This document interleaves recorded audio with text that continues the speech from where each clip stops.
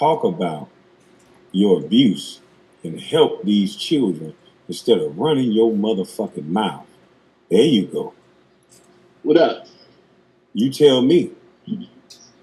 You have the floor, sir. I never said your name. Why are you speaking about me as if you know me? I spoke about you because you spoke about me. When you mentioned my name, I mentioned you.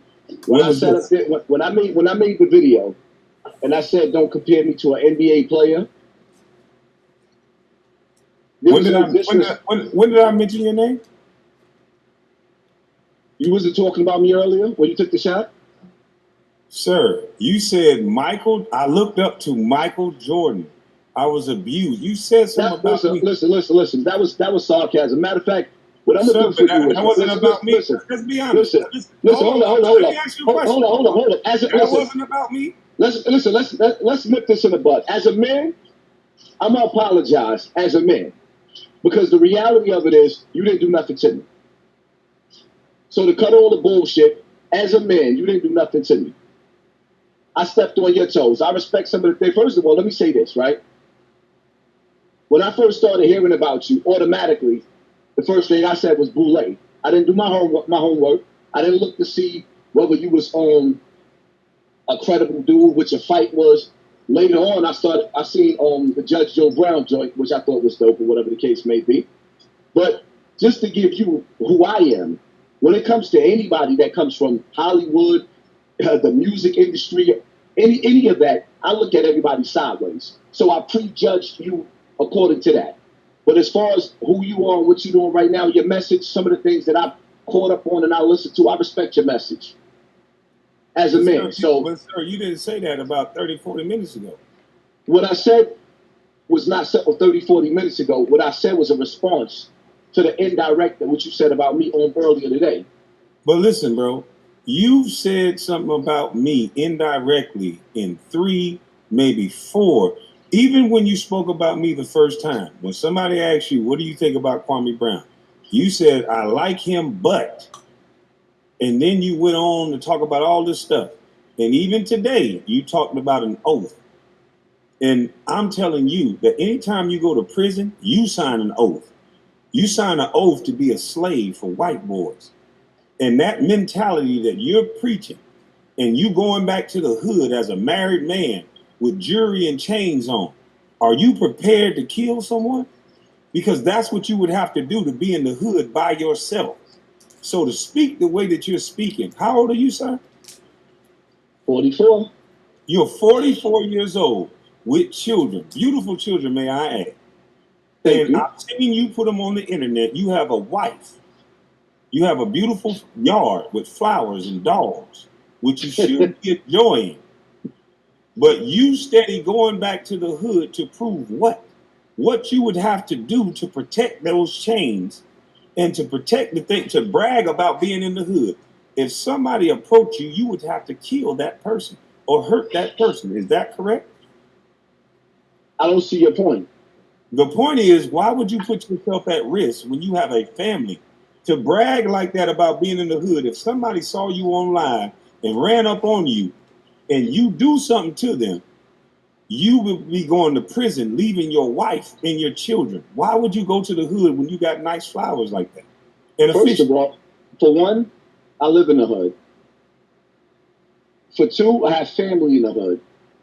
For 3, God made this earth spacious enough for me to travel through wherever I decide to go. So whether you have jewelry on or you just traveling and you have a glow to you as a person, sometimes when I travel, just like when you travel, some people may recognize you, they may not. I'm not going to stop going to the hood based off of what somebody feel about me. That's not going to happen.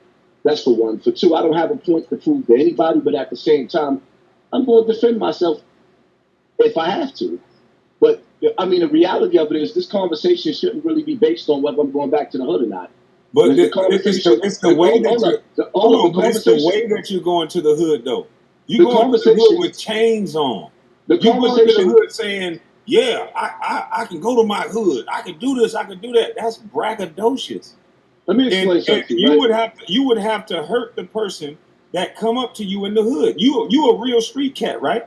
So you know there's rules and regulations to the hood. You don't make yourself look like food in the hood. I can't be in a blood neighborhood wearing blue. There's rules and regulations to the street, and you going back to your hood while you're a grown ass man with children. And if you're in the hood with that many flowers, that's a nice ass hood. With that fish tank and that nice stuff you got, if that's the hood, you No, in a that's nice not the hood. hood. That's Okay, not so the hood. I'm talking about where your family is. That's where you should stay. Because what you would have to do in order to brag like that with chains on, you would have to hurt someone, which would take you Hold away up. from your family. Hold up for a second. I'm trying to figure out. So you basically talking to me about me going to the hood with chains on. I think that you way too articulate as a man. You're way too smart as a man to be talking about whether I'm going. Our conversation should be based off of whether I'm going back to the hood with chains on. That's not what I don't get that. That's okay. Let me explain. And like I said, as a man, I apologize to you. I apologize to you as a man. I understand the apology, but look, hold your wrist up. Hold your wrist up. That right there makes you a target in the hood. And what you know what makes me hold up. You know what makes me a target in the hood? Also makes you a target. Hold up. You know what makes me a target in the hood? Because I hear you breaking down like I'm glorified going to jail. But do you realize that I got beef with every major rapper because I talk about the poison that they spew out from speakers? Do you realize when I go down to Harlem, I got beef with damn near everybody down there? Damn near every gang I speak out against, every gang. How you say gang? I speak out against all that shit. All of that. Everything that's going on in the hood with all these young boys killing each other, these parents sitting up in the park drinking Hennessy while their kids are shooting up the block. I've been speaking about all that. So my whole thing is, me personally, like I said, if your message, which I respect the fact that you got in Charlemagne's ass, I respect it. I don't rock with that, man. I don't rock with nobody that take pussy. Nobody. But at the end of the day, I stirred this pot up, so as a man, I could apologize and say, you know what? I came at the brother first. Because I was raised. But my whole thing is like, I mean, if we're going to build, I'm not really building about whether I'm going to be in the hood with jury, because I'm going to be in the hood with jury. Okay, whether so I feel that's what I'm saying. Let's expound on that, though.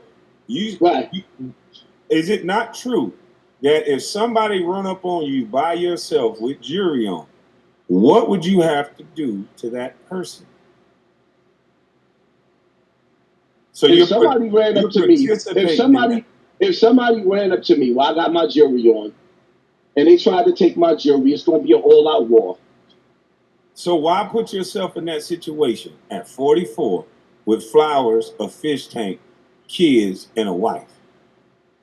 Why put myself in that situation? Yes, sir. Do you ask them rappers why they put themselves in that situation? Yes, sir, I did.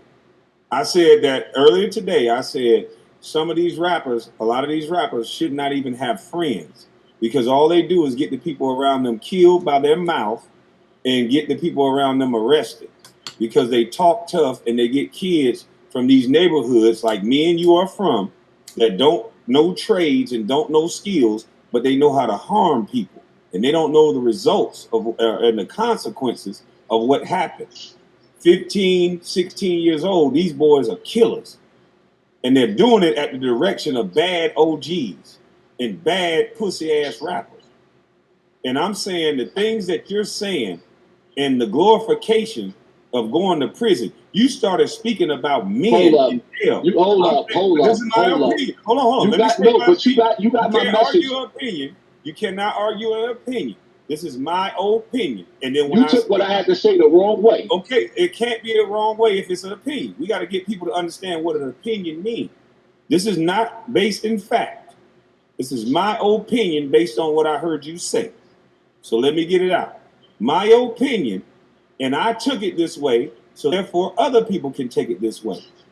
You talked about gangsters, and you said it in a way that made it look like you was glorifying being in jail, being around other dudes that was in jail and got busy, because you said there was no names behind me. So what does that tell young youth? That they need to be, don't be the guy who went to the NBA and became a basketball player, because that's success. Whether I score 6 point, 1 point. My mama was on a golf course. Don't be the guy that put your mama on the golf course. Be the guy that go to prison and have your mama send them some money. Is that what you're telling the youth? Hell no, that's not what that's how you took what I said. But So that's not what I was saying. Okay, go ahead. That's absolutely not what I was saying. You got the what I was saying. All right. So what I was saying, just to make it clear, right? What I was saying is, when I say don't compare me, like for example, I also mentioned Styles P, right? And what Styles P was saying was how civilians are not snitches.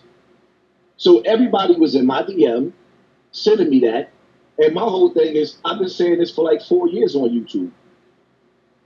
Why does it take for a rapper to say the same thing that I'm saying? Just like a lot of the things that you're that you're saying is the same thing that I'm saying. So when I'm saying don't compare me to somebody in the NBA, it's no disrespect. He was just basically saying that your struggle and my struggle was totally different. I'm not glorifying the prison life. I'm just saying I had to go through the hellfire. At 18 years old, you was rich. I wish that I could have sent my mother off and bought my mother a house instead. At 18 years old, I was in jail for murder, and my mother had to move out of Bronx River to Fall Rockaway to get away from the crime scenes. So I'm not sitting up there saying that I'm glorifying that. I'm just saying that the path that you took was a good path. And the path that I took was a different path. So when people be comparing, like my options and your options was totally different. Is what I was trying to say. How can you say that? You can't come to that conclusion. There's no options. It's decision making and behavior. My behavior was different than yours, so I got different outcomes. You got to start telling kids the truth. That if you glorify street life, you get a big homie, and you look up to men and worship men that rock nigga snot box, and you can go to prison. And if you look up to basketball players, you can go to the NBA and put your mother on a goddamn golf course. So to say it in the way that you said it made it seem like you were better than someone who went to the NBA because you were in prison. But I'm just saying, and this is the thing, no one can ever be right with you, because you also say on one end, there's no celebrities talking this real. There's no celebrities saying what I'm saying. And then when one say what you're saying, you get mad because you've been saying it. So which one is it? Do you want celebrities to talk like you're talking? Or do you, because that's what you want, right? You said celebrities need to stand up for the community and be real. So once they do that, you have an out. You double talking. Because then you can say, well, that celebrity ain't connected to us, and he ain't real, he ain't been to jail, and all this other bullshit. Because you really want the shine for everything. It's not about the shine, it's about the message. I could have not let people share my YouTube videos.